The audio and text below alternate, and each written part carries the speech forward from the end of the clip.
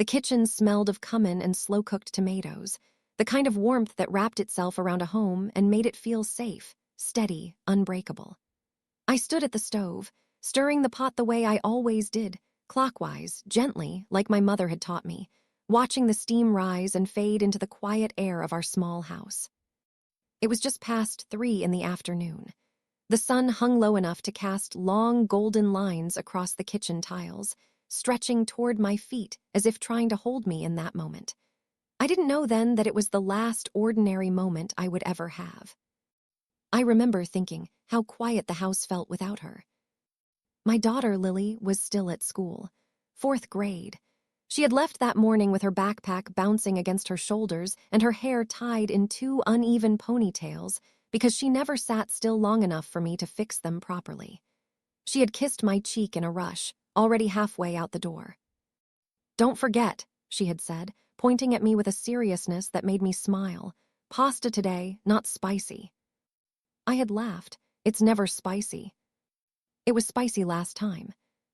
It was not. It was a little spicy, she insisted, squinting at me like a tiny judge. And then she was gone, the door closing behind her with that soft click I had heard 1,000 times before. Now I stood in the kitchen making that same pasta, tasting the sauce, adding just a pinch more salt, wondering if she would complain again or pretend to, just so she could win the argument. That was our thing, little arguments that meant nothing and everything at the same time. I wiped my hands on a towel and glanced at the clock. 3:12 p.m. She would be home soon. I set the table the way I always did. One plate slightly chipped at the edge for me, the pink one with tiny flowers for her. A glass of milk. A folded napkin she would barely use. I even placed her fork exactly where she liked it, tilted slightly to the right. Routine, comfort, love hidden in small details. The phone rang just as I was about to sit down. It was loud, too loud for the quiet house. It cut through the air sharply, making me flinch. For a second, I just stared at it, my heart giving a strange, sudden thud like it had missed a step. I don't know why. It was just a phone call. I walked over, wiping my damp hands again, and picked it up. "Hello." There was a pause on the other end. Not long, but long enough to feel wrong. "Hello, is this Mrs. Carter?" "Yes," I said slowly. "Who's this?" "This is the front office at Maplewood Elementary." My grip tightened slightly around the receiver. Still, nothing alarming. Schools call parents all the time. "Yes." Another pause. I could hear voices in the background, muffled, rushed, overlapping. It sounded chaotic. "Ma'am," the voice continued, softer now, more careful. "There's been an incident at the school." Something cold slipped into my chest. "What kind of incident?" "I need you to come to the school immediately." I let out a small breath, half a laugh, trying to keep my voice steady. "Is Lily okay?" The silence that followed was not an accident. It was heavy, intentional, terrifying. "Ma'am," the voice said again, avoiding my question, "it's important that you come as soon as possible." My fingers began to tremble. "No," I said, more firmly this time. "You need to tell me if my daughter is okay." I'm not authorized to give details over the phone." The world tilted slightly. "Not authorized. People don't say that when everything is fine." "Put someone on who is authorized," I snapped, my voice breaking despite my effort to control it. "I'm her mother. You tell me right now." "Please just come to the school." The line went dead. I stood there, still holding the phone to my ear, listening to the empty silence buzzing back at me. For a moment, I couldn't move. My mind refused to catch up, as if it were protecting me from something it already understood. Then everything hit at once. The quiet house, the untouched table, the pasta still simmering on the stove. Lily wasn't here. And something had happened. "No," I whispered to no one. "No, no, no." I grabbed my keys from the counter, nearly knocking over the glass of milk as I rushed past. I didn't turn off the stove. I didn't close the door behind me. None of those things mattered anymore. The drive to the school should have taken 10 minutes. I don't remember most of it. I remember red lights that felt like they lasted forever, my foot tapping uncontrollably, my eyes darting between the road and the clock. I remember gripping the steering wheel so tightly my knuckles turned white. I remember whispering over and over again, "She's fine, she's fine, she's fine," like if I said it enough times, it would become true. But deep down, something was unraveling. Because a mother knows, even before she hears the words. When I turned onto Maple Street, I saw it. Police cars. 2 of them, parked crookedly in front of the school. My breath caught in my throat. My hands went numb on the wheel. No. There were people outside, teachers, parents, children standing in small clusters. Some were crying. Some were just staring. I pulled into the parking lot too fast, the tires screeching slightly as I stopped. I barely managed to shut off the engine before throwing the door open and running. "Lily," I shouted before I even reached the entrance. "Lily." No one answered. A woman I recognized, Mrs. Hernandez, one of the teachers, stepped toward me, her face pale, her eyes red. "Where is my daughter?" I demanded, grabbing her arm. "Where is Lily?" She didn't answer right away. Her lips parted, but no words came out. Instead, she looked past me over my shoulder. I turned. A man in a dark uniform was walking toward us. A police officer. His expression was the kind people wear when they already know something you don't. "And it's bad. Very bad." "Mrs. Carter," he asked gently. I nodded, my throat too tight to speak. "I need you to come with me." "No," I said immediately. "Not until you tell me where my daughter is."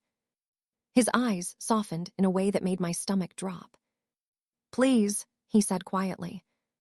"I'm not going anywhere without her." My voice rose, cracking under the weight of something I still couldn't fully grasp. "Just tell me where she is." There was a moment, a single, unbearable moment, where everything seemed to stop. The noise, the movement, the world itself. And then he spoke. "There was an accident." The word hit me like a physical blow. "An accident," I repeated, shaking my head. "What kind of accident?" He hesitated. People always hesitate before they destroy your life. A section of the school building collapsed. I stared at him, waiting for the rest, waiting for the part where he said Lily was safe, waiting for anything that would make sense. "She was in that section," he added softly. The ground disappeared beneath me. "No," I said, barely a sound. "No, she's in class. She has math after lunch, she." "Ma'am." "No," I pulled away, stumbling back. "You're wrong. You have the wrong child. My daughter, she's fine. She's waiting for me, she." My voice broke, because I could see it in his eyes. Truth doesn't need words. "We are still searching," he said carefully. "Rescue teams are on site. We're doing everything we can." Searching. Not helping. Not treating. Searching. My legs gave out before I even realized what was happening. I sank to the ground, the cold concrete biting into my knees as a sound tore its way out of my chest, a sound I didn't recognize as my own. Everything blurred after that. Voices, hands trying to lift me, someone saying my name over and over again. But none of it mattered. Because in that moment, I understood something no parent should ever have to understand. Morning routines can end without warning. Goodbyes can happen without meaning to be final. And a simple phone call can split your life into 2 parts. Before and after, I don't remember standing up. One moment I was on the ground outside Maplewood Elementary, my knees pressed into the hard concrete, my hands shaking so badly I couldn't feel my fingers.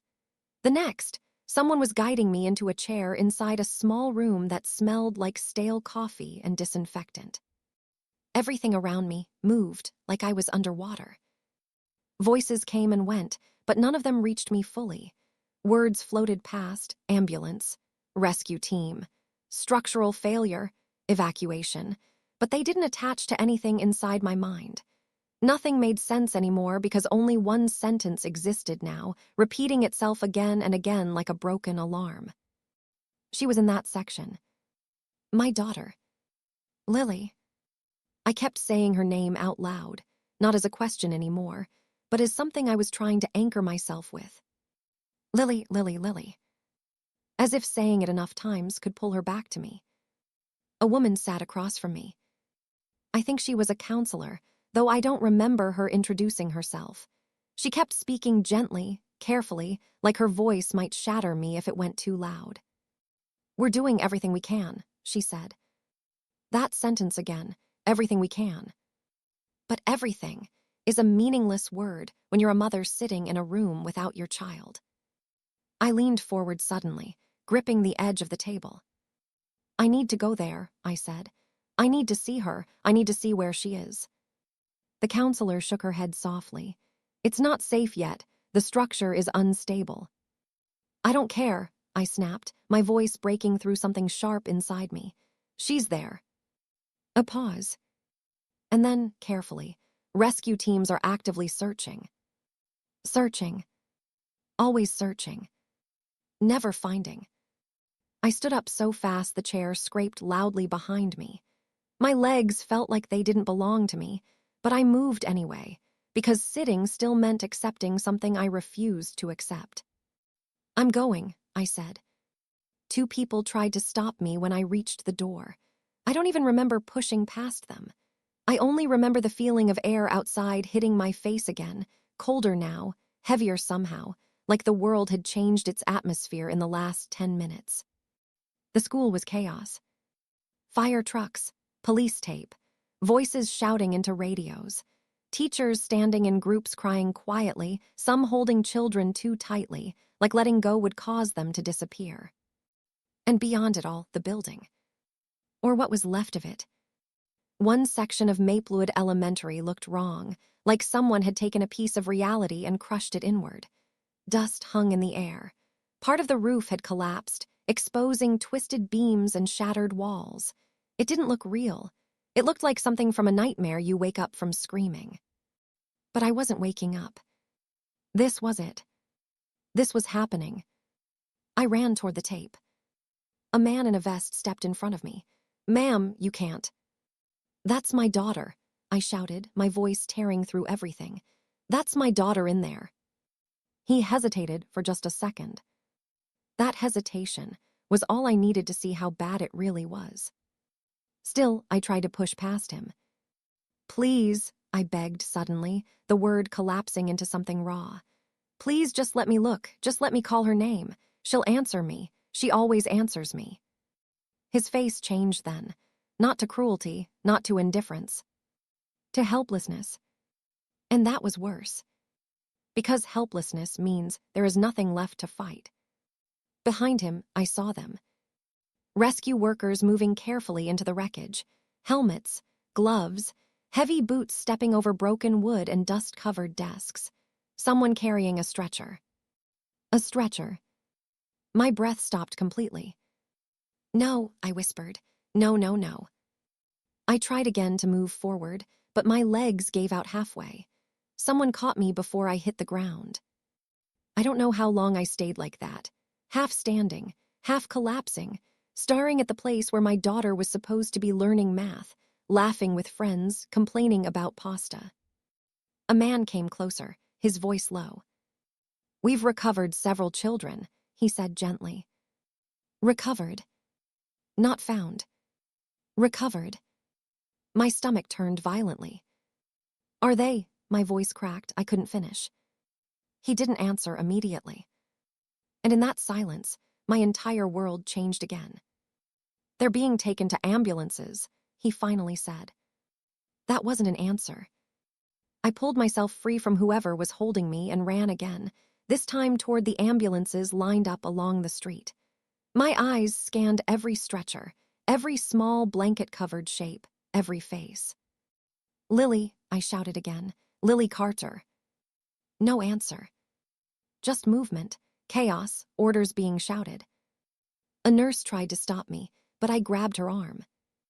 "Please," I said again, softer now, broken now.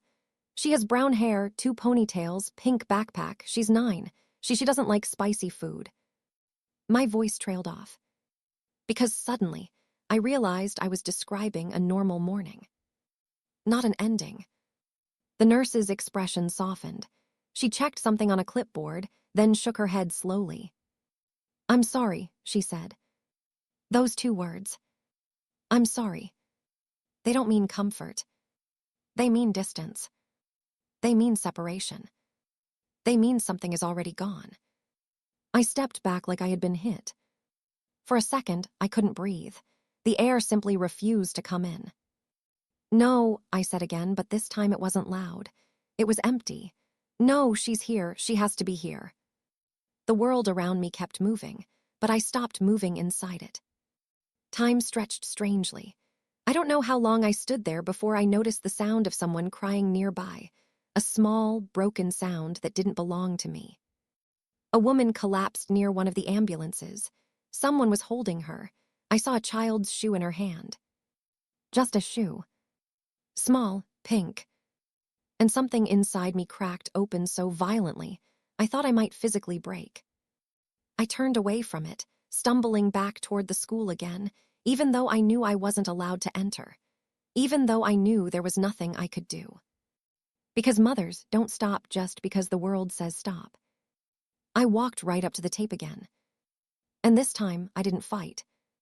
I just stood there, watching, waiting, calling her name under my breath like a prayer I didn't believe in anymore. Lily. Lily. Lily. And somewhere deep inside the broken silence of that collapsing building, I told myself a lie I needed to survive the next few minutes. She's still inside. She has to be. Because the alternative was something I still didn't have the strength to understand. The hours after that blurred into something that didn't feel like real life. It felt like I had been placed inside a different world, one where everything moved, people spoke, machines beeped, radios crackled. But none of it reached me. I was there, and yet I was. I kept standing near the edge of the tape-off area outside Maplewood Elementary, even after someone gently tried to pull me away, even after my legs refused to hold me properly anymore. I don't remember sitting down again. I only remember refusing to leave. Because leaving would mean accepting something I wasn't ready to even name. The sky above the school had shifted into a dull gray, the kind of color that makes everything feel heavier than it should. Dust still lingered in the air from the collapse, drifting in thin, invisible layers that clung to everything: cars, uniforms, skin, breath. People came and went around me. Some parents screamed. Some collapsed quietly like their bodies had simply given up trying to hold emotion inside. Some just stood still, like I was standing, staring at the same broken structure, waiting for something impossible to happen. I kept listening for one thing only. A voice calling my name back. A small, impatient voice saying, "Mom." But there was nothing. Only distant shouting from inside the building, the crunch of debris, the heavy rhythm of rescue teams working against time that didn't seem to care. Time had become something cruel that afternoon. At some point, someone wrapped a blanket around my shoulders. I didn't remember when. I didn't thank them. I didn't even turn to look at their face. I just kept staring forward, my lips moving silently as I repeated her name like it was the only word I still understood. Lily. Lily. Lily. A police officer eventually stood near me again. The same one from before, I think, or maybe another. Faces had started to blur into each other. "Mrs. Carter," he said carefully. I didn't respond. "Ma'am." Still nothing. He lowered his voice. "They're bringing out more children now." That word, children, finally pulled something in my chest tight enough to hurt. "Is she out?" I asked instantly, my voice cracking so sharply it surprised even me. He hesitated. That hesitation again. It was becoming a language I understood too well. "No," he said quietly. The word didn't land right away. My mind rejected it before it could settle. "No," I repeated, almost confused. "What do you mean, no?" "We haven't reached her section yet," he added. "Yet." That small word carried too much weight. Not yet found, not yet confirmed, not yet anything. I grabbed his sleeve without thinking. Then go faster, I said urgently, desperation spilling through every word.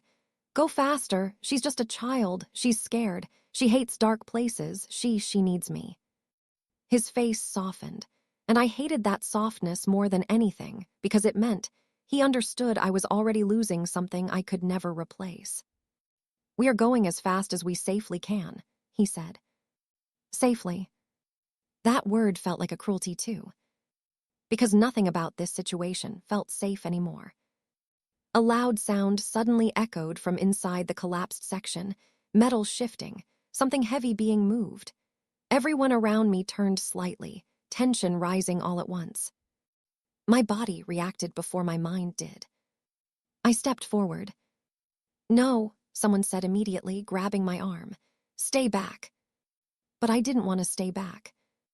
I wanted to be inside that noise, inside the dust, inside the chaos, because if she was there, I needed to be closer to her than this helpless distance.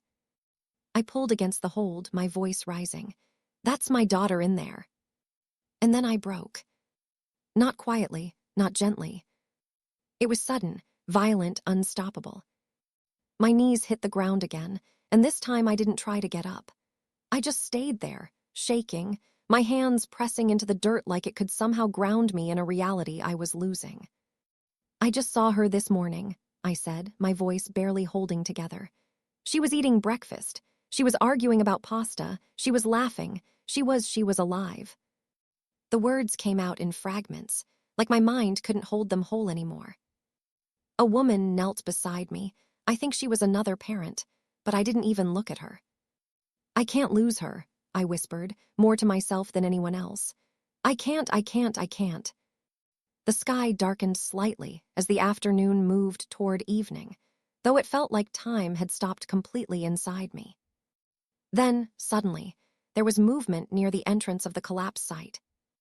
More shouting, faster urgency. And then the words that made everyone around me go still. We found another group. My breath caught so hard it hurt. My head snapped up immediately. Lily, I shouted without thinking, pushing myself forward again. Is she with them? No one answered me right away. People were moving quickly now, stretchers being brought out, voices overlapping, radios chirping with updates. I stood up again on shaking legs, forcing myself forward despite the hands trying to hold me back. I needed to see. I needed to know. Because not knowing was worse than anything. And then I saw them. 3 children being carried out carefully, covered in dust, faces partially visible. Teachers following behind, crying openly now. I ran. I ran harder than I thought my body could still manage. Lily, I called again, my voice breaking through the noise. The children's faces turned slightly as they passed. Not her. Not her. Not her. Each one hit me like a separate wound. My pace slowed, my legs weakening again, but I didn't stop looking. Because mothers don't stop looking. Even when the world has already started giving answers they don't want. I stood there as more children were brought out. One by one. Each time, hope rose violently inside me. And fell just as fast. Until there were fewer movements inside the collapsed section. Until the shouting started to change tone. Less urgency. More coordination. More silence between words. And I understood, even without being told, that time was running out in a way that no one wanted to say out loud. I pressed my hand against my mouth, trying to hold myself together, trying not to fall apart completely in front of everyone. But inside me, something was already breaking beyond repair. Because I still hadn't seen her. And I was starting to understand that the waiting might not end the way I prayed it would. Still I stayed. Still I waited. Still, I whispered her name into the growing dusk like it was the only thing left connecting me to the world I used to live in. Lily. Please. Come back. The light outside Maplewood Elementary had begun to fade, but the scene had not softened with it. If anything, the world felt harsher now, colder, sharper, as if evening itself was pressing down on everyone gathered there, reminding us that time was still moving even when our lives were not. I stood near the same spot without realizing I had stopped moving. My legs no longer obeyed the idea of walking. They only held me upright because something deeper inside me refused to let me fall completely. Around me, people were still talking, still moving, still doing things that belonged to a functioning world. I could not understand how. To me, everything had narrowed down to one point inside that collapsed section of the school. One place where my daughter either was or wasn't. A blanket still hung loosely over my shoulders, but I didn't feel its warmth anymore. I felt nothing physical clearly. Hunger, exhaustion, cold, they all existed somewhere far away, like they belonged to another body. Mine was somewhere else now. Somewhere waiting. A commotion shifted near the entrance of the collapsed area again. I lifted my head immediately, heart jumping before my mind could even catch up. More movement inside, someone said urgently. That was all it took. I pushed forward again.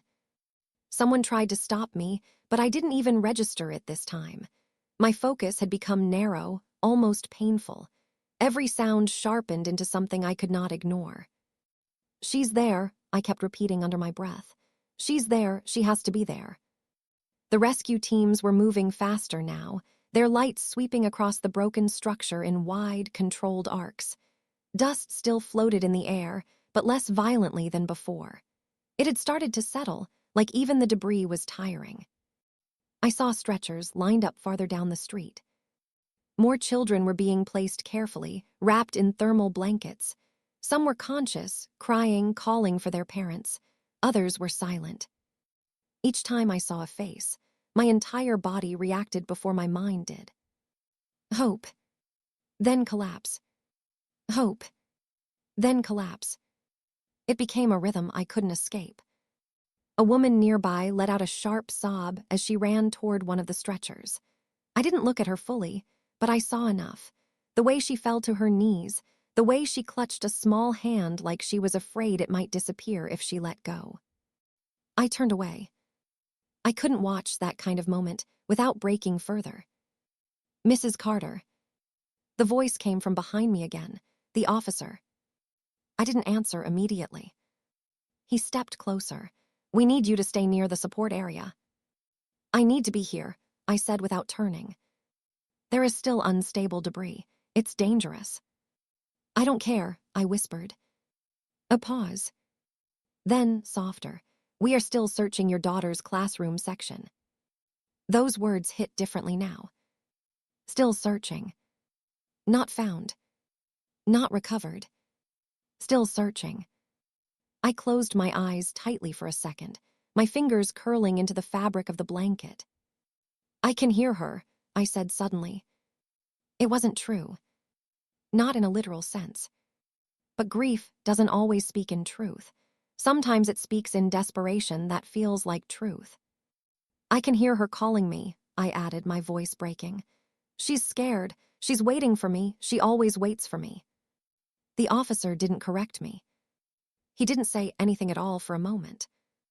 And that silence made my chest tighten even more. Because silence was starting to feel like the only language everyone around me understood. Another announcement crackled from a radio nearby. I couldn't make out all the words, but I caught fragments. East Wing partial clearance, continuing search. East Wing. Something in my memory snapped toward that direction immediately. That was Lily's section. My breath hitched. East Wing, I repeated quickly. That's where she is, that's where her classroom is. I moved again before anyone could stop me, stepping closer to the barrier, trying to see through the gaps in the equipment and bodies. Lights flickered across broken walls. I strained my eyes. Lily, I shouted suddenly, louder than before. Lily, it's Mommy. No response. Only movement. Only dust. Only the sound of something heavy shifting deeper, inside the structure. A rescue worker raised a hand quickly, signaling others. The atmosphere tightened instantly. "Hold that area," someone shouted. My heart slammed against my chest. Something was happening. I didn't know what, but I felt it. People moved quickly toward one section of the collapsed structure, and for a moment, everything around me seemed to align toward that single point. My body followed instinctively. "No," someone said again, grabbing my arm more firmly this time. "Stay back." But I wasn't thinking anymore in terms of safety or permission. I was thinking in terms of proximity. Closer meant possible. Far meant lost. And I couldn't afford lost. I pulled hard, my voice rising again. "She's in there, let me go." But suddenly, the pull on my arm loosened, not because they released me, but because something else drew their attention away. A new wave of urgency spread through the rescue team. "Found void space," someone shouted. Voices overlapped. "Careful structure shift. Bring the light over here. Slow extraction." My breathing stopped entirely. Void space. That meant a pocket. A chance. A possibility. My entire body went rigid as I watched them focus on one point near the collapsed classroom section. A small gap, barely visible, surrounded by broken beams and crushed walls. Something inside me screamed without sound. "That's it. That's where she is." I didn't move. I couldn't move. I just stared, frozen, as if any sudden action might break whatever fragile thread was forming in front of me. The rescue team lowered equipment carefully. One of them crawled partially into the gap, flashlight cutting through dust-filled darkness. Seconds stretched into something unbearable. My fingers pressed against my lips again, without realizing it. "Please. Please. Please." I didn't know who I was begging anymore. The world narrowed completely. Then, a voice. From inside. Faint, unclear, but unmistakably human. My heart stopped. Someone shouted back, "We've got a voice." Everything inside me collapsed inward at once. I couldn't breathe. I couldn't think. I could only move. I ran forward again, ignoring everything. Warnings, barriers, hands reaching for me. "Lily," I screamed, my voice cracking open completely now. "Lily, baby, I'm here." More shouting. More movement. The rescue worker inside the gap adjusted position. "Child located," someone confirmed. The words didn't fully process in my mind at first. Child located. Not name. Not identity. Just child. My entire body trembled violently. "Is it her?" I whispered out loud, though no one answered me. Time slowed again. A shape was being carefully pulled from the void space. Small. Dust-covered. Motionless at first.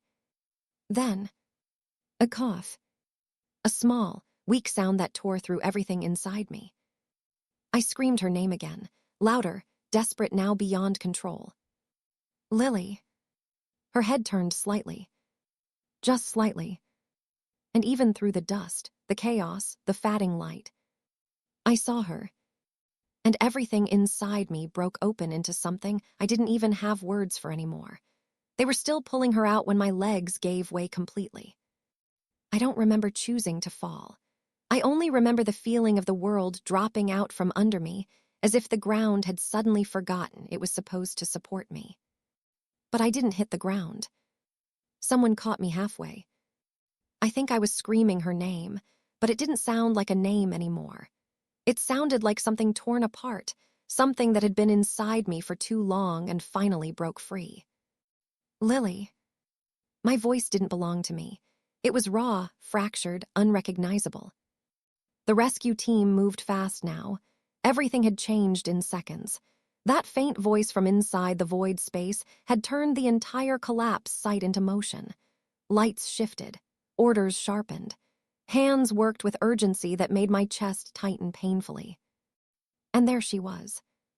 Still partially inside the opening, her small body carefully being guided out by gloved hands. Dust clung to her hair, her face, her tiny school uniform that had once been bright and clean that morning. Now it was gray, broken, wrong. But she was there. She was there. My mind kept repeating it like it was trying to convince my body that this was real. I struggled forward again, even though someone was holding me back gently now instead of forcefully. "Let me go," I whispered. "That's my daughter, that's my daughter." No one stopped me this time. Or maybe I just moved so fast they couldn't. I stumbled forward as they finally lifted her fully out of the gap. A stretcher was brought instantly. But I didn't see the stretcher first. I saw her face. Her eyes were half open. Confused. Small. Alive. A sound escaped me, something between a sob and a laugh that didn't make sense in any world except this one. "Lily," I whispered again, but this time it wasn't a scream. It was broken relief. It was disbelief trying to become reality. Her head shifted slightly as they placed her down. Her lips parted. And then, "Mom." That word. Soft, fragile, barely there. It didn't feel like it came from the outside world. It felt like it came from inside my chest and escaped without permission. I covered my mouth instantly, because if I didn't, I thought I would collapse completely. "I'm here," I said, running forward, my hands shaking violently. "I'm here, baby, I'm here." A medic stepped between us gently, not stopping me, just guiding space. "Ma'am, please let us assess her first." "I am her mother," I said, my voice breaking again. "I need to see her." And then I was beside her, close enough to touch her hand. Her small fingers twitched weakly when I held them. Warm. Alive. Real. A sob finally escaped me fully, uncontrollable, shaking my entire body. "I've got you," I whispered over and over, like I was afraid she would disappear if I stopped speaking. "I've got you, I've got you." Her eyes blinked slowly, struggling to focus on me. "Mom," she said again, weaker this time. "Yes," I whispered quickly. "Yes, baby, I'm here, I'm right here." Behind me, voices moved rapidly. "She's conscious. Breathing stable but weak. Possible head trauma, possible fractures, prepare transport." Words I didn't want to understand, but couldn't escape hearing. But none of them mattered in that moment. Because she was here. I kept holding her hand as they began moving the stretcher. "Don't leave me," she whispered faintly. That broke me in a way I didn't know I could still break. "I'm not leaving you," I said immediately, gripping tighter. I'm right here, okay? I'm coming with you." A medic nodded quickly. "She can ride in the ambulance with her." I didn't even hear the rest. I was already moving beside her as they rushed toward the ambulance. The world outside had started to blur again. Lights, voices, sirens. But I stayed locked on her face. Every few seconds, she would squeeze my fingers weakly, as if checking I was still real. And every time she did, something inside me cracked and healed at the same time. The ambulance doors opened. We were inside. They strapped her carefully, placing monitors, checking her breathing. Machines beeped softly now, replacing the chaos outside with something more controlled. But nothing about my heart felt controlled. I stayed right next to her, never letting go of her hand. "Mom," she whispered again. "I'm here," I said immediately. Her eyes fluttered. I was scared. I leaned closer instantly, brushing dust from her forehead with trembling fingers. "I know," I whispered. "I know, baby, but you're safe now, you're safe now." A tear fell onto her cheek. Or maybe it was mine. I couldn't tell anymore. The doors closed. The sirens started. And as the ambulance pulled away from the school, I looked out the small window once, just once, at the broken building fatting behind us. Not as an ending, but as something we survived. And in that moment, holding my daughter's hand in a moving ambulance, I realized something I would never forget for the rest of my life. Some seconds destroy you forever. And some seconds give you back the only reason you keep breathing. The sirens filled everything. They didn't feel like noise anymore. They felt like a force, pushing the world behind us farther and farther away with every rotation of the ambulance wheels. The school, the collapse, the dust, the screaming voices, all of it began to fade into something distant, like a nightmare slipping out of reach.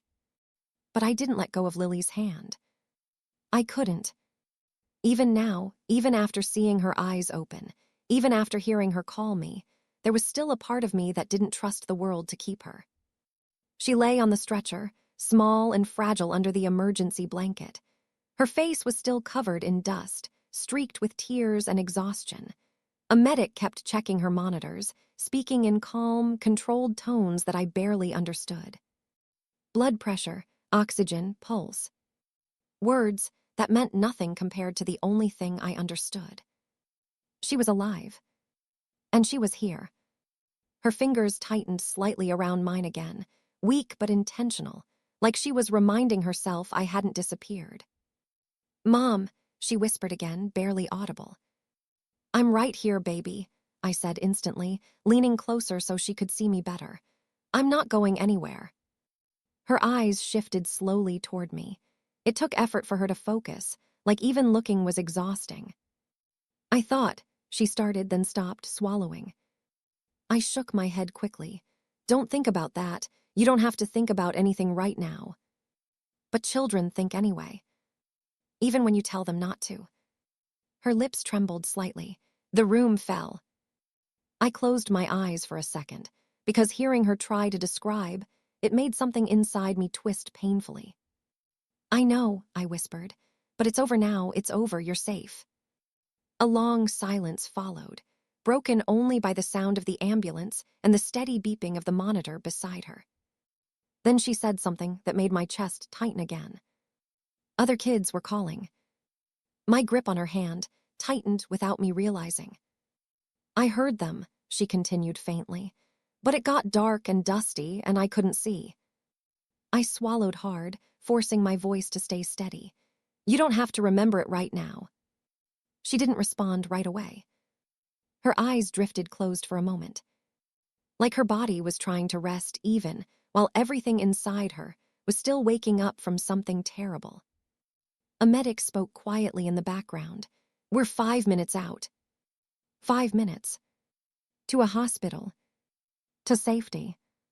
To something that felt like it still belonged to the world we used to live in before the call. I brushed a strand of dusty hair away from Lily's forehead again, my fingers trembling less now, but only slightly. "You were so brave," I whispered to her. Her eyes opened again slowly. "I was scared," she admitted. "I know," I said softly, "but you're still brave." A faint, tired sound came from her, almost a nod, almost agreement. The ambulance turned sharply, and I had to steady myself against the wall, still not letting go of her hand. Outside the small window, I saw flashing lights passing us, other emergency vehicles moving in the opposite direction, still heading toward the school. The world there was still broken, still searching, still trying to make sense of what had happened. But inside this small moving space, something had already changed. We were no longer searching. We had found each other. Lily's eyes drifted toward me again, softer now. "Mom," she said quietly. "Yes," I answered immediately. "Are we going home?" That question hit me harder than anything else so far. Home. A word that suddenly felt fragile. I looked at her carefully, brushing another bit of dust from her cheek. "Yes," I said gently, even though I knew the answer wasn't simple. "But first we're going to the hospital. The doctors are going to make sure you're okay." She nodded faintly, as if accepting that without fully understanding it. Another pause. Then even quieter. I was making a drawing. My throat tightened again. "What were you drawing?" I asked softly, needing to keep her talking, needing to keep her here with me. "A house," she whispered, "and you and me and the dog we don't have yet." A small, broken smile formed on my lips even through everything. "You were drawing our future dog?" I asked. She nodded slightly. Yeah. The monitor beeped steadily beside her. Her grip loosened for a second, then tightened again like she was fighting sleep. Don't leave, she whispered again, almost like a habit now. I'm right here, I said firmly, leaning closer so she could see my face clearly. I'm not going anywhere, not now, not ever. The ambulance slowed. The hospital came into view. Bright lights, clean building, people waiting outside with stretchers and uniforms and calm, practiced movements. But all I could see was her. As the doors opened and the stretcher began to move again, I stepped down carefully, still holding her hand as long as they allowed. A nurse approached quickly. We'll take her from here, ma'am. No, I said immediately, my voice sharper than I intended. Then softer, desperate, I need to stay with her. The nurse looked at me for a moment, then nodded. You can come with us. And I followed. Because after everything that had happened, there was no version of me that could walk away from her, even for a second. Not anymore. The hospital doors slid open with a soft mechanical hiss, but the sound felt too small for what we were carrying inside. Lily's stretcher rolled quickly through bright hallways that smelled like disinfectant and something sharper, something that reminded me too much of fear trying to be controlled. Nurses and doctors moved beside us in practiced rhythm, speaking in short, calm sentences that didn't match the storm still inside my chest. I stayed at her side the entire time, never letting go. Her fingers were still wrapped around mine, though weaker now. Every few seconds, she would tighten her grip slightly, as if checking whether I was still real or just something she was afraid might disappear when she blinked. I'm here, I kept repeating quietly. I'm here, baby, I'm right here. Her eyes were half open now, heavy with exhaustion and shock. Dust still clung to her eyelashes. Someone had started cleaning her face gently with a damp cloth, but I stopped them once because I wanted to be the one to do it. I needed to be the one. Not because I was qualified. Because I was her mother. We reached a trauma room, and the world around us sharpened into urgency again. Machines were already waiting. Monitors. IV stands. Bright lights overhead that made everything feel too real and too exposed. Let's move quickly, a doctor said. They transferred her carefully onto the hospital bed, but I stayed right beside her, refusing to step back even an inch. A nurse placed a gentle hand on my shoulder. You may need to give us some space. No, I said immediately, not loudly but firmly. I'm staying. The doctor looked at me for a second, then nodded once. Let her stay close. That permission felt like the first breath I had taken since the call. They began working around her immediately. Checking vitals. Attaching leads. Asking questions I could barely register. What's her name? Lily, I answered instantly. Any allergies? No. Any medical history? No, she's healthy. She was healthy this morning. My voice cracked on the last word. This morning. It felt like another lifetime now. Lily turned her head slightly toward me again. Mom, she whispered. I'm here, I said quickly, leaning closer so she could see me through the blur of lights and movement. Her lips trembled faintly. I can't feel my leg properly. A doctor immediately checked her leg gently, speaking in a low, controlled voice about assessments and scans and possible injuries. But I barely heard any of it. All I heard was her. I know, baby, I whispered, brushing her hair back again. They're going to help you. You're in the best place now. She blinked slowly, tears gathering at the corners of her eyes. Did I do something wrong? That question broke something in me completely. No, I said immediately, my voice shaking. No, Lily, you did nothing wrong, nothing, you hear me. Her eyes searched my face as if trying to understand that fully. But the building. No, I interrupted gently but firmly. That wasn't you. That was an accident, a terrible accident. You are not responsible for any of it. She stayed quiet for a moment, processing in the way only a child does, slowly, painfully, without fully having the language for what they've experienced. A nurse adjusted something on the monitor. Beeping steadied. The doctor spoke again. "We're going to take her for imaging shortly. We need scans to check for internal injuries." I nodded quickly, even though my hands were still trembling. Lily squeezed my fingers again. "Mom," she whispered. "Yes, baby." "Are you mad at me?" That question hit me harder than anything else that day. I leaned closer immediately, gently placing my free hand against her cheek. "No," I said softly, firmly, completely. "I will never be mad at you, ever." Her eyes closed briefly, like the answer had finally allowed her body to rest a little. "I was trying to find my backpack," she murmured faintly. My throat tightened again. "You don't have to think about that," I said gently. "Not anymore." A stretcher was prepared beside her bed. "Radiology is ready," someone said. They began to move her again. And again I followed. Every hallway felt longer now, not because it actually was, but because I was afraid of what might happen if I stopped moving with her. We entered another room with large machines and soft lighting. Everything felt colder here, more distant, like emotion had been intentionally removed so only procedure remained. They positioned her carefully. I stayed right beside her head, still holding her hand. "I'm here," I whispered again. Her eyes opened slightly. "Don't go far," she said weakly. "I'm not going anywhere," I promised. The machine began to hum. A technician spoke calmly, explaining the scan, but I wasn't listening anymore. I was watching her face. She looked so small under all that light, so fragile, like the world had suddenly become too big for her body. The machine moved around her slowly. Lily flinched slightly at the sound. "I know," I whispered quickly, leaning closer. "It's okay, it's just noise, you're safe." Her breathing steadied slightly when she heard my voice. Minutes passed like that. Measured. Mechanical. Unreal. Finally, the machine slowed. "We're done," someone said. They carefully brought her back out. I exhaled shakily. Without realizing, I had been holding my breath the entire time. They returned her to the room again, and she looked even more exhausted now, eyes barely staying open.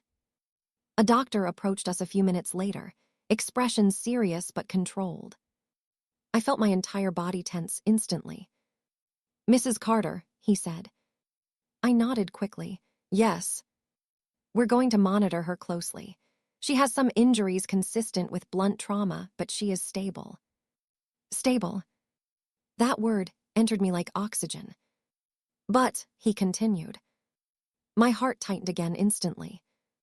"There will be recovery time," he said gently. "Physical and emotional. She will need care, rest, and follow-ups." I nodded again quickly, not trusting myself to speak yet. Lily's fingers tightened weakly in mine again. "Mom," she whispered. I leaned in immediately. "I'm here." Her eyes met mine properly now for the first time in a while, clearer, more aware. "We're okay," she asked softly. I paused for a second, because the truth was complicated. The world outside this room was not okay. The school was not okay. So many families were not okay. But in this moment, here, with her still breathing beside me, I nodded. "Yes," I said gently. "We're okay, you're safe now." Her eyelids fluttered. And for the first time since the collapse, her grip loosened not from fear, but from exhaustion. As she drifted into a fragile sleep, still holding my hand, I stayed exactly where I was. Because I finally understood something I would carry forever. Some moments don't end when danger passes. They stay inside you. But sometimes, just sometimes, you get to bring someone you love out of them alive. She slept through most of the night. Or what passed for night inside a hospital room where time didn't really feel like time anymore. Just cycles of footsteps in the hallway, soft monitor beeps, and the quiet shifting of nurses checking vitals every so often. I didn't sleep. Not really. I stayed in the chair beside her bed, my hand still loosely holding hers even when her grip had finally relaxed into rest. Every time I thought about letting go, something inside me resisted it immediately, like my body had decided that distance was no longer allowed. The room was dim now.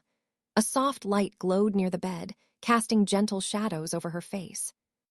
Without dust, she looked more like herself again. But not fully. There was still something distant in her expression, even in sleep, like her mind hadn't completely left the place it had been trapped in earlier that day. I watched her breathe. In, out, in, out. That rhythm was the only thing keeping me anchored to anything steady. At some point, a nurse came in quietly and adjusted the IV line. She glanced at me, then at Lily, then gave a small, understanding nod that didn't need words. "You should try to rest too," she said softly. I shook my head immediately. "I'm fine." She didn't argue, just placed a folded blanket over my shoulders before leaving. Fine. That word felt almost meaningless now, because nothing about me felt fine. But I didn't care. As long as Lily was breathing in front of me, I could exist like this. Hours passed slowly. I don't know when I started thinking back. Not intentionally. It just happened. The morning came into my mind first. So ordinary, so painfully ordinary now. Her sitting at the kitchen table, complaining about the pasta, kissing my cheek too quickly, her backpack bouncing as she left. I closed my eyes for a moment, trying to hold onto that version of her longer. Before everything changed. Before the phone call. Before the school. Before the collapse.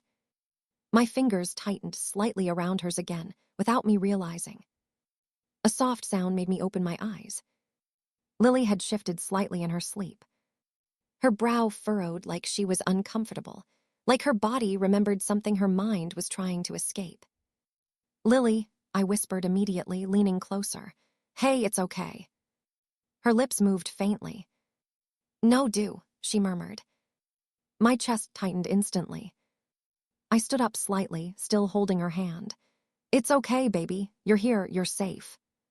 Her breathing became a little uneven for a moment, like she was caught between sleep and memory.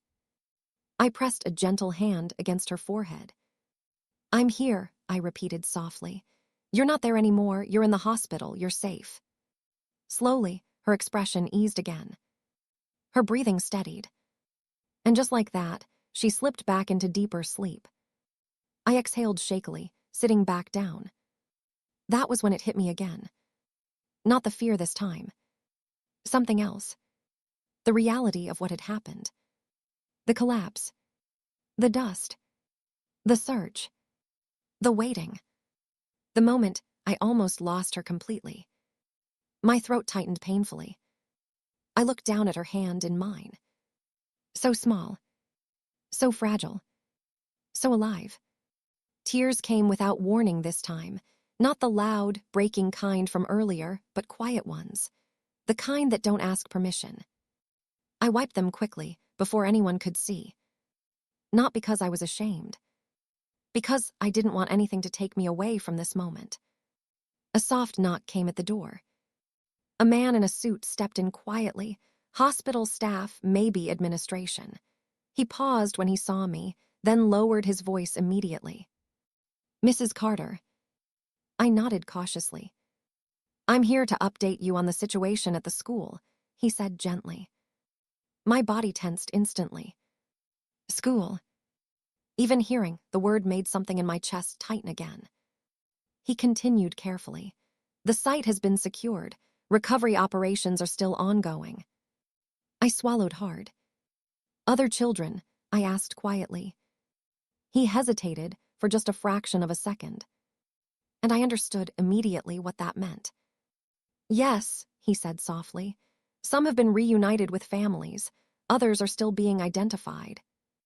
I closed my eyes for a brief moment. Not because I wanted to escape it. Because I couldn't look at Lily while hearing that reality. When I opened them again, I looked straight at her sleeping face. She was here. That was the only truth I could hold without breaking. The man cleared his throat gently. We'll provide full updates as they come.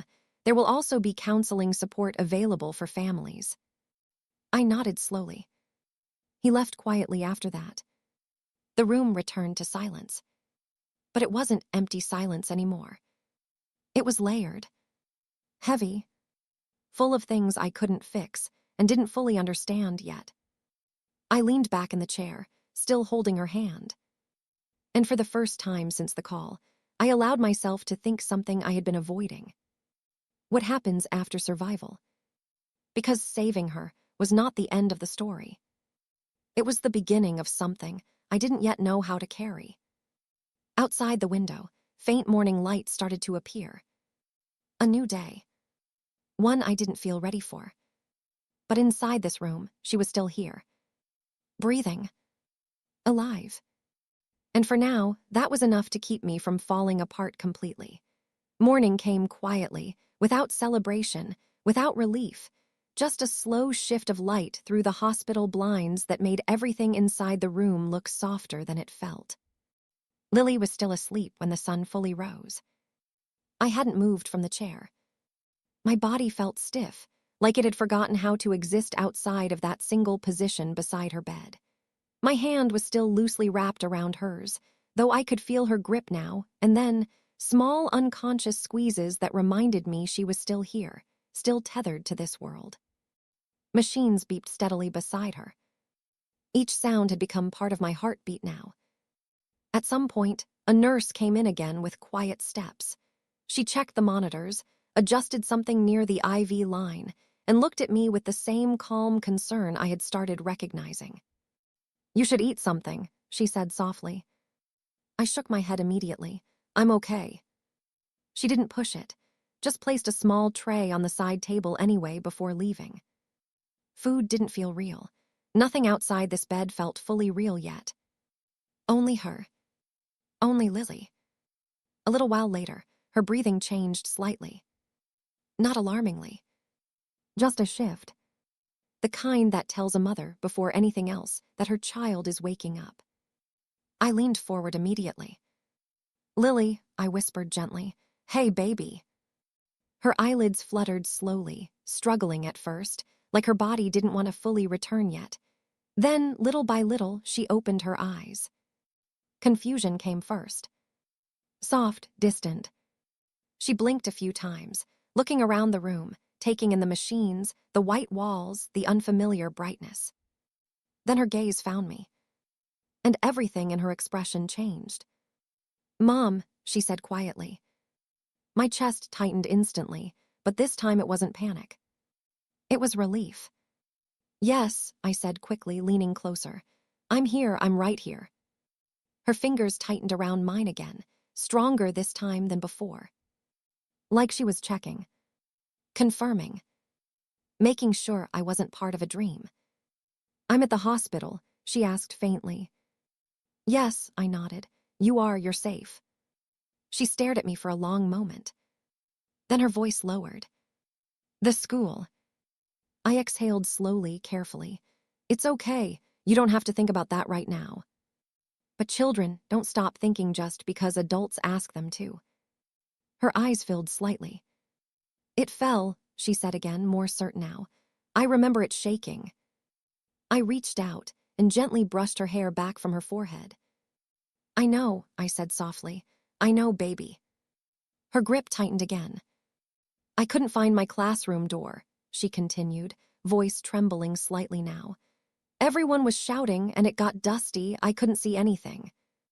I nodded slowly, staying calm even though each word felt like a sharp edge inside me.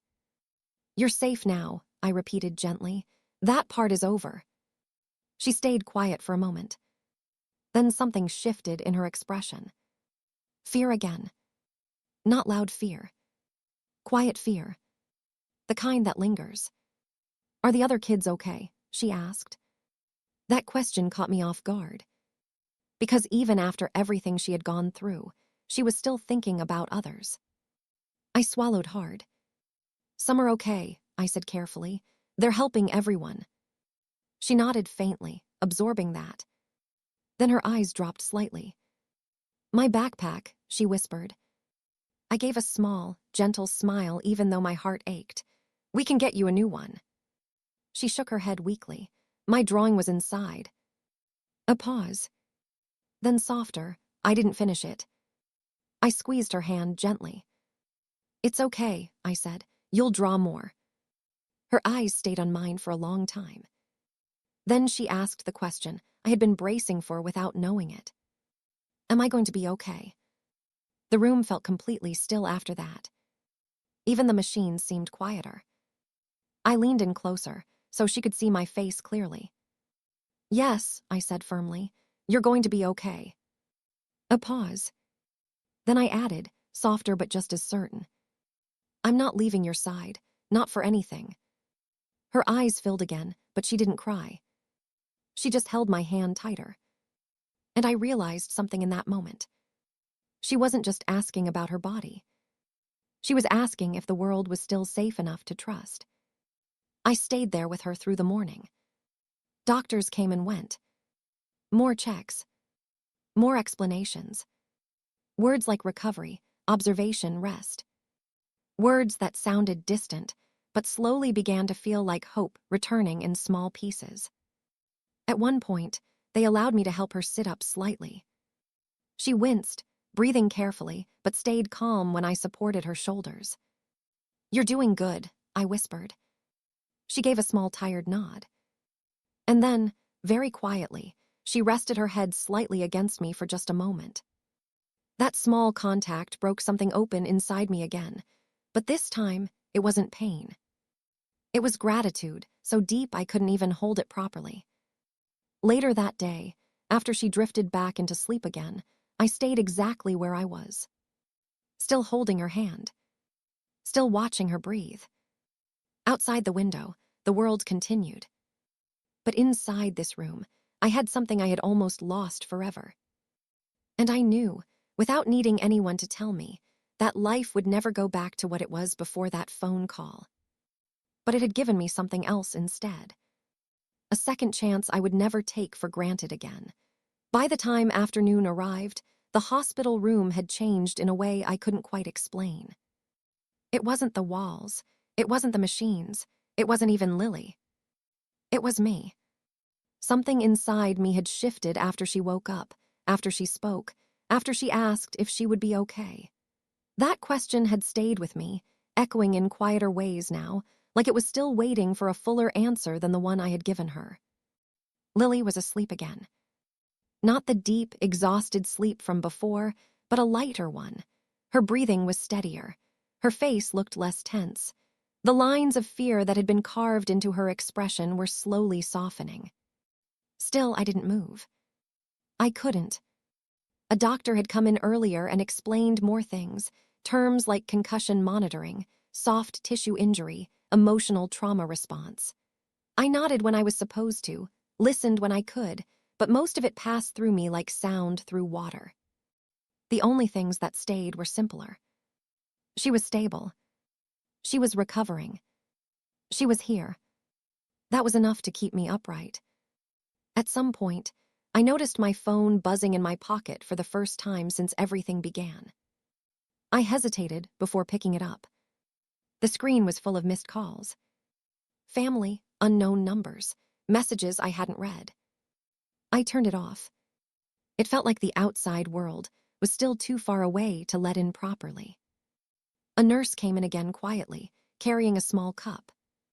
Tea, she said gently. You should try. This time, I didn't refuse immediately. I took it with a quiet nod. My hand still trembled slightly as I held it, but I drank anyway. Warmth spread slowly through me, grounding me just a little in the present. Lily stirred faintly. I set the cup down immediately and leaned forward. Her eyes opened slowly again. This time, there was less confusion in them. More awareness. Mom, she said softly. I'm here, I answered instantly. She blinked a few times. I had a dream, she whispered. I stayed very still. What kind of dream? I asked gently. Her eyes drifted slightly as she tried to remember. It was loud, she said, and dark, and I couldn't find the door again. My chest tightened, but I kept my voice calm. "You're not there anymore," I said softly. "That was just your mind trying to process everything." She stayed quiet. Then quietly, it felt real. I nodded slowly. "I know," I said, "but you're safe now, you're here with me." Her fingers moved slightly in mine again. "I was calling you," she said. "I heard you," I replied gently. A pause. Then she asked something quieter.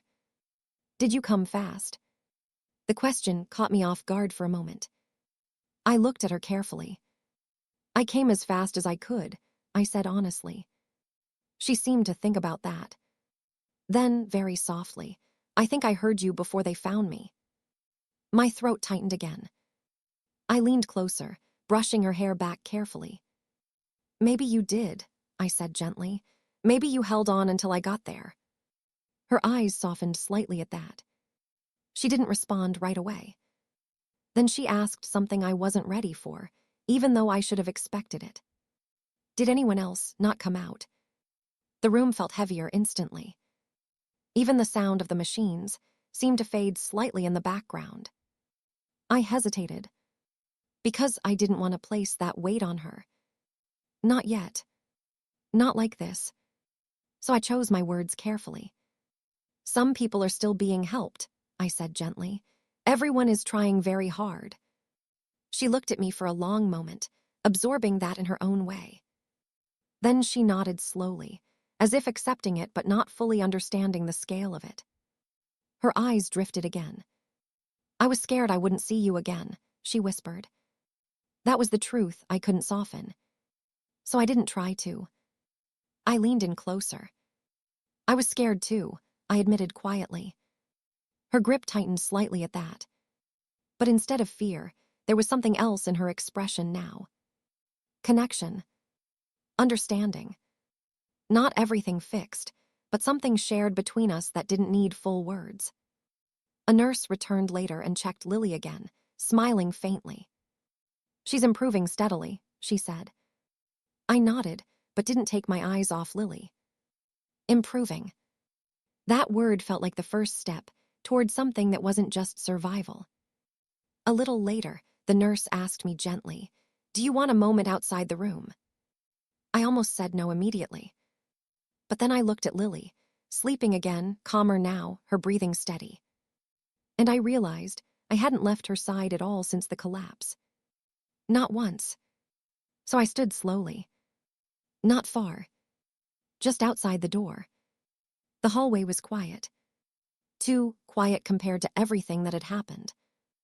I leaned against the wall for a moment, closing my eyes briefly. That's when it hit me properly. Not the fear. Not the chaos. But the weight of everything after. The survival. The aftermath. The part no one prepares you for. A soft voice broke my thoughts. "Mrs. Carter." A counselor stood a short distance away. I opened my eyes. She spoke gently. "We'll support you and Lily through recovery. What you experience today is something that will take time to process." I nodded slowly. "I just want her okay," I said quietly. The counselor nodded. "That's understandable, and she will need you, but you will also need support." I didn't answer immediately, because I already knew that part would come later. Right now, everything inside me was still centered on one thing. The room behind that door. The small hand he'd been holding all day. The breathing I had been counting like prayer. After a moment, I pushed off the wall and returned inside. Lily was still there. Still breathing. Still alive. Still mine. And as I sat back down beside her, taking her hand again without hesitation, I realized something simple but unshakable. The worst moment of my life had not ended when she was found. It had ended when she looked at me and called my name. Because after that, I knew we were not lost anymore. The night after that felt different. Not because anything outside had changed, but because something inside the room had finally begun to settle into a fragile kind of normal. Lily was awake more often now. Not for long stretches, just small moments where she would open her eyes, look for me immediately, and relax only when she saw I was still there. That pattern repeated itself like a quiet promise between us. I stayed beside her through all of it. The hospital lights dimmed slightly in the evening, leaving the room in a softer glow. Outside, the hallway traffic slowed. Even the beeping machine seemed less sharp now, more like background rhythm than alarm. Lily shifted slightly in the bed. I leaned forward instantly. "Hey," I whispered. "You okay?" Her eyes opened slowly. "Are you still here?" she asked softly, like she was checking something she already knew but still needed confirmed. I gave a small, tired smile. "I'm still here," I said. "Right here." She nodded faintly, as if that answer completed something in her mind. Then she looked at me more carefully. "You didn't sleep," she said. It wasn't a question. I paused. "Not much," I admitted. Her expression changed slightly, something like concern, small and childlike, even in everything she had been through. "You should sleep," she said. I let out a quiet breath that almost became a laugh. "Maybe later," I said gently. She seemed to accept that for now. A long silence followed. Not uncomfortable, just full.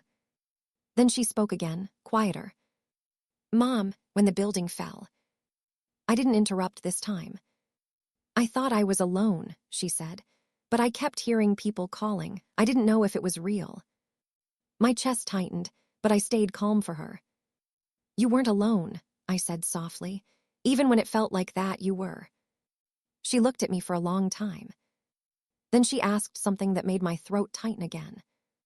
"Did you think I was gone?" The honesty of it hit harder than anything else that day. I didn't look away. "Yes," I admitted quietly. "For a while, I was very scared I had lost you." Her eyes lowered slightly. I reached out and gently touched her cheek. "But you came back," I said softly. "You fought your way back." She stayed quiet.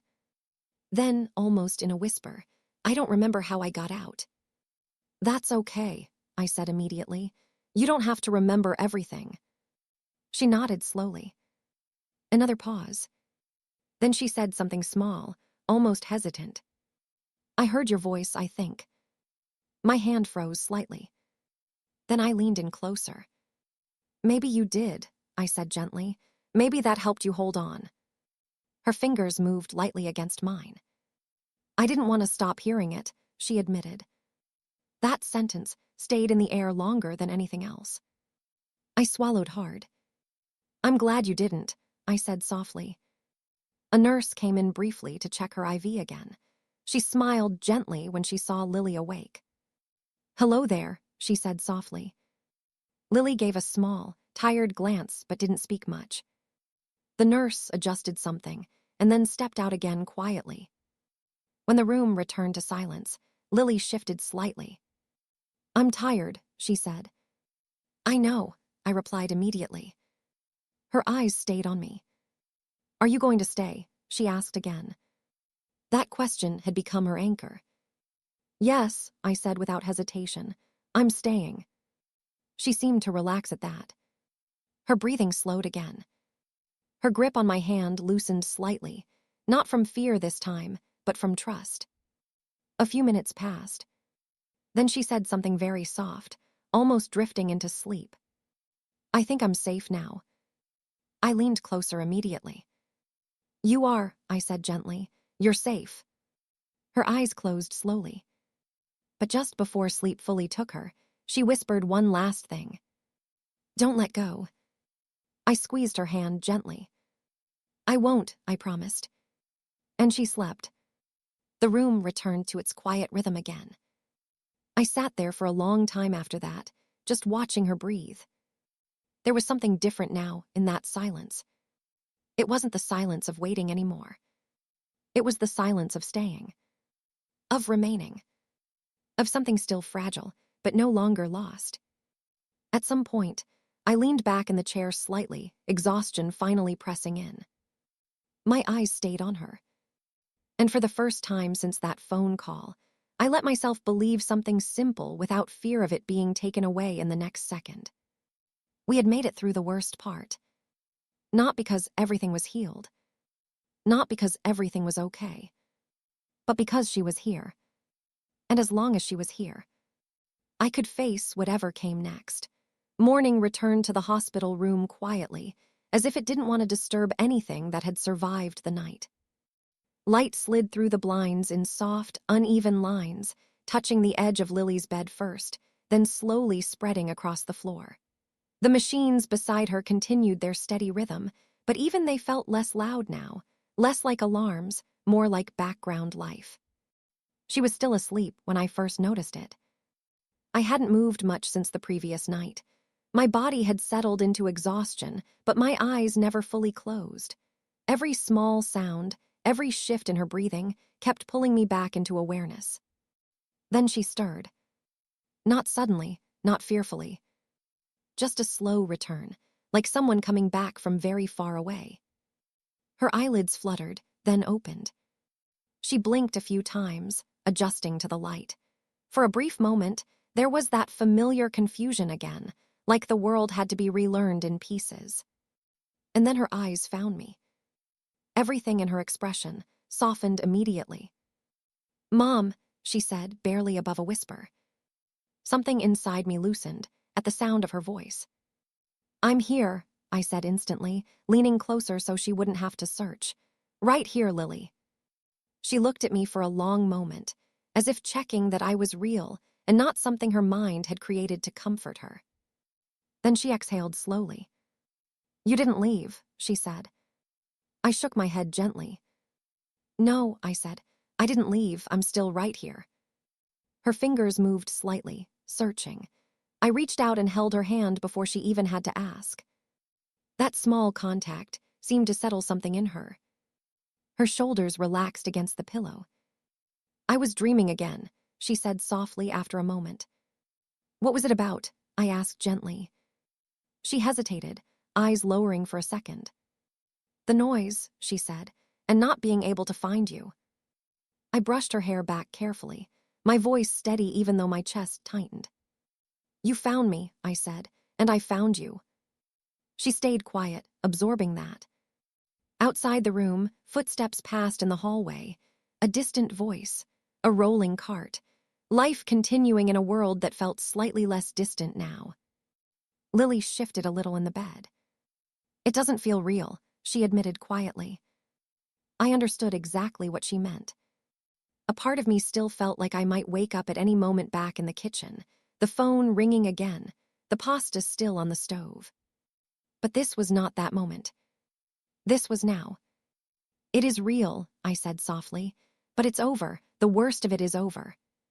She looked at me again, studying my face carefully. "Are other people okay?" she asked. I paused. Not because I wanted to avoid the question, but because I wanted to answer it in a way that didn't put more weight on her than she already carried. "Some are still healing," I said gently, "and some are still being helped.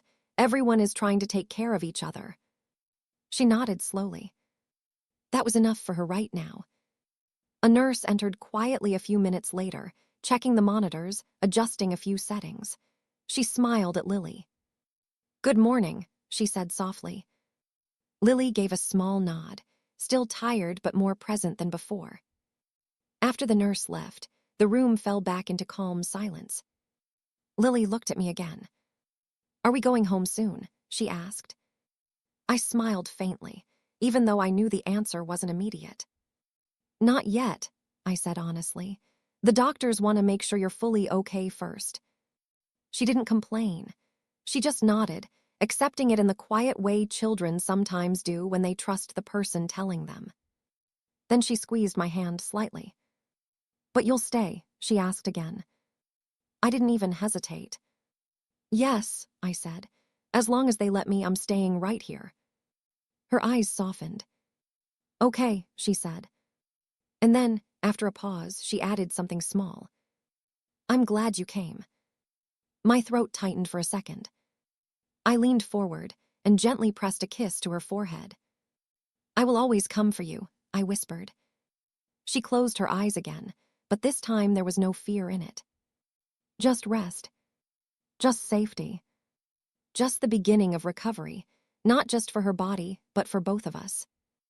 I stayed beside her as she drifted back to sleep, still holding her hand, still watching her breathe. And in the quiet of that morning, I finally understood something I hadn't been able to see in the chaos. We had not just survived the collapse. We had survived the moment we thought we wouldn't see each other again. And everything after that was life continuing forward, one breath at a time.